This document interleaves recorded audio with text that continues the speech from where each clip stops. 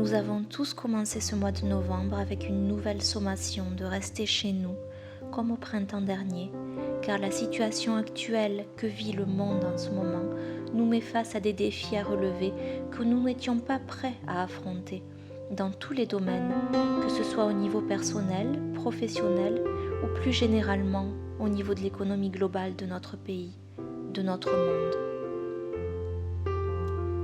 L'incertitude est là, elle est présente dans la vie de chacun de nous, car nous ne savons pas de quoi demain sera fait et ce qui pourrait nous arriver. Et face à cette incertitude généralisée, il est important de ne pas se laisser emporter dans la spirale des inquiétudes et des questionnements sans réponse qui ne feront que tourmenter notre mental jour et nuit jusqu'à nous affaiblir toujours plus. Alors face à cette incertitude, tournons-nous plutôt vers ce qui est immuable, ce qui reste et restera inchangé depuis le commencement et jusqu'à la fin. Dieu seul est immuable, car il est le même depuis le commencement, il n'a ni début ni fin. Ses promesses, ses lois et ses bénédictions qu'il nous a données à travers les Écritures, c'est-à-dire à travers la Bible dans son entièreté, l'Ancien Testament et le Nouveau Testament, sont immuables et le resteront jusqu'à la fin des temps et même au-delà.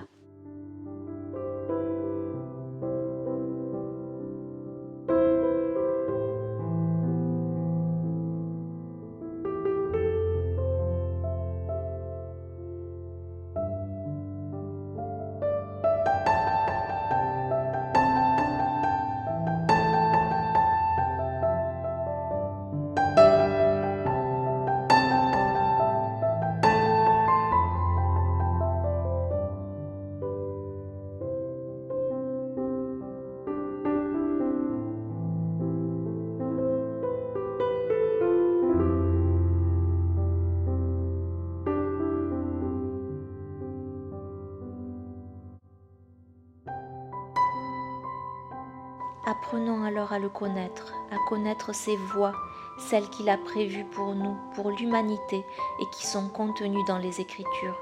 Car Dieu a un plan, et le plan de Dieu n'est pas le plan des hommes. Lui seul connaît son plan, et il nous demande de lui faire confiance, quoi qu'il arrive, quels que soient les obstacles auxquels nous devons faire face. Il ne nous demande pas d'attendre et de subir, non, ce n'est pas ça, avoir la foi. Il nous demande de lui faire totalement confiance, de tenir ferme, d'avancer quoi qu'il arrive, de faire un pas après l'autre, de ne pas stagner et attendre fatalement que les choses se passent en baissant les bras, mais au contraire, de se lever et de continuer de vivre en portant son armure, l'armure divine qu'il a prévue pour chacun de ceux qui auront choisi son camp, le camp de Dieu, et il est déjà vainqueur.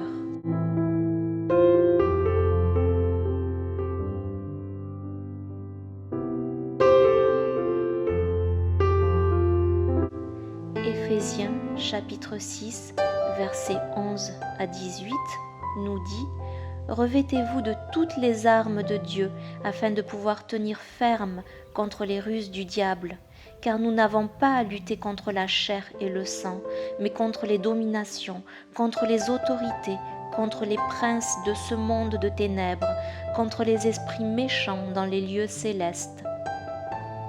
C'est pourquoi prenez toutes les armes de Dieu, afin de pouvoir résister dans le mauvais jour et tenir ferme après avoir tout surmonté.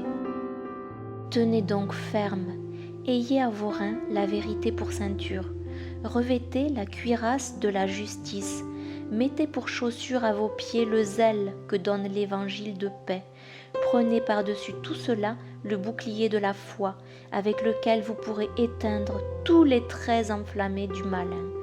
Prenez aussi le casque du salut et l'épée de l'esprit qui est la parole de Dieu. Et la parole de Dieu, c'est la Bible, ce sont les Écritures, c'est Jésus qui est la parole de Dieu incarnée.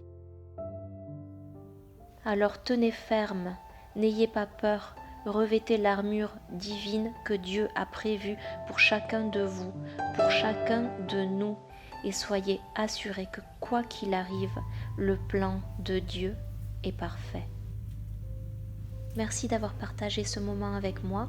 Pensez à vous abonner à ma chaîne si ce n'est pas déjà fait et je vous dis à très bientôt dans une autre vidéo.